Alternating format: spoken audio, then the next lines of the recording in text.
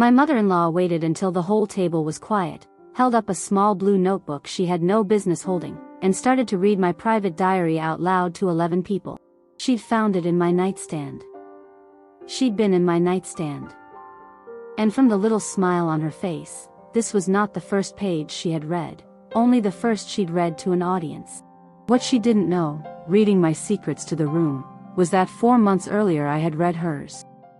You have to understand the house I married into. There was a queen in it, and everyone else was staff who happened to share her last name. For 14 years she ran that family the way some people run a small, frightened country. Nothing cruel enough to name out loud.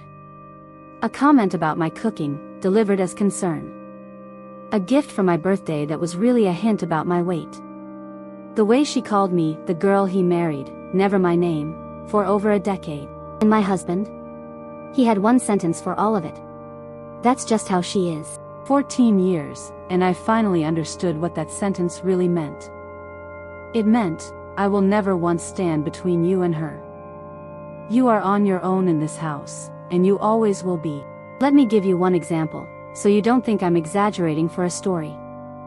The day my daughter was born, her first granddaughter, she came to the hospital, looked into the bassinet, and said, in front of the nurses, "Well, she has his nose, thank God."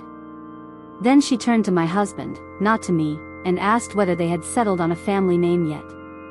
I had been in labor 19 hours. I was still in the bed. And I remember thinking, very calmly, I am the vehicle. I delivered their heir. I may now return to the waiting room of my own life. That night, sore and awake, I wrote it down, because the notebook was the only place it counted as real. So I did what women do when no one will listen to them out loud. I wrote it down. Every dinner, every dig, every night he chose her. A small blue notebook in my nightstand, the only place in that family my voice was safe, or so I thought.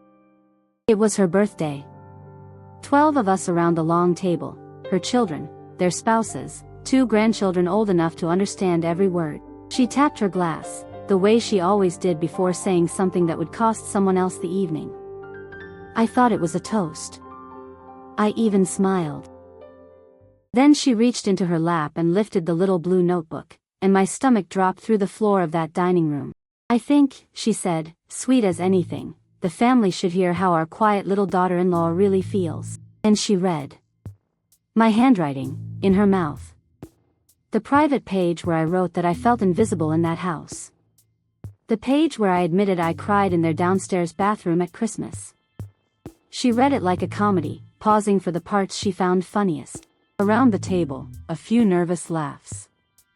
My husband studied his plate like it held instructions. Nobody told her to stop. Not one person at that table told her to stop. I have never felt so naked with all my clothes on. 14 years of swallowing it, printed in my own hand, performed for the room as entertainment. And here is the strange thing that happens in a moment like that.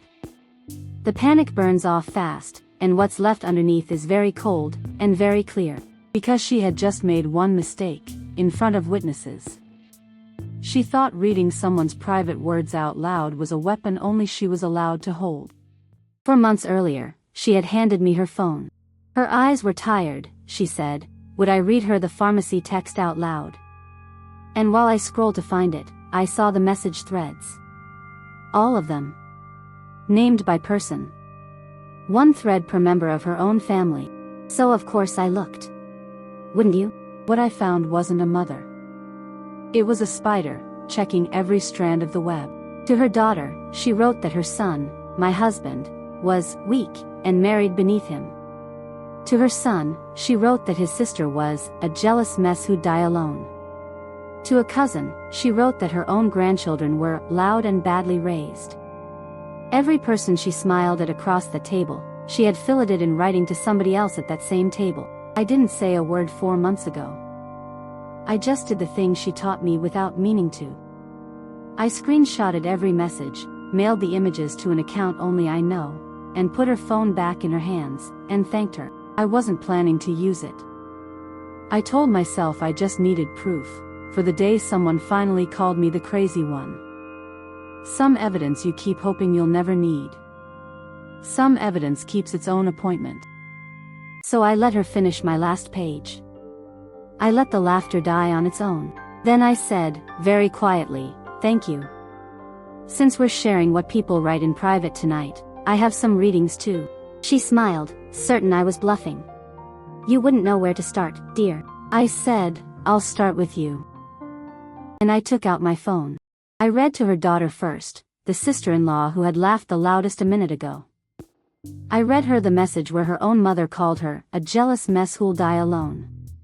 I watched the laugh leave her face like water going down a drain. Then I turned to my husband. I read him the one that called him weak, and married beneath him. He finally looked up from his plate. 14 years too late, but he looked up. Then, for the grandchildren's mother, the line about her children being loud and badly raised. She put her hand over her son's ears. A little late for that. I didn't raise my voice once.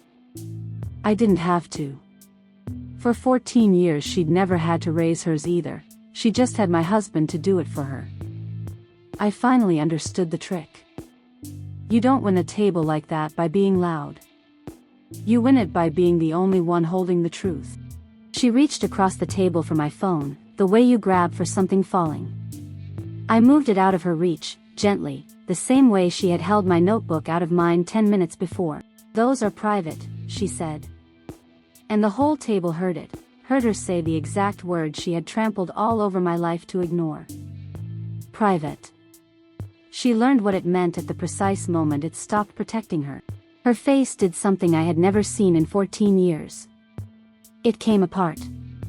Not tears, she was too proud for tears. Just the slow collapse of a woman watching every relationship in the room recalculate in real time. Her daughter stood up and left without her coat. Her son, my husband, said, "Mom, is that true?" And she had no sentence ready. For once in her life, the Queen had nothing to say, because there is no version of, "That's just how she is," that saves you from your own handwriting. I almost felt sorry for her. Almost. Then I remembered the downstairs bathroom at Christmas, and I didn't. Here is the part people always get wrong when I tell this. They think the ending is the texts. It isn't. The ending is my husband. After the table emptied, after his mother had locked herself in a bedroom, he turned to me, and he asked me why I had to embarrass his family. Not, "I'm sorry she read your diary." Not, "I should have stopped her years ago." He looked at the woman who had just been stripped naked in front of 12 people, and the person he worried about was his mother. That was the moment the marriage ended. Not the diary. Not the texts. That one question. 14 years I'd waited for him to stand between me and that house, and even now, with the truth sitting on the table for everyone to see, he stood where he always stood. So I did what I should have done years earlier.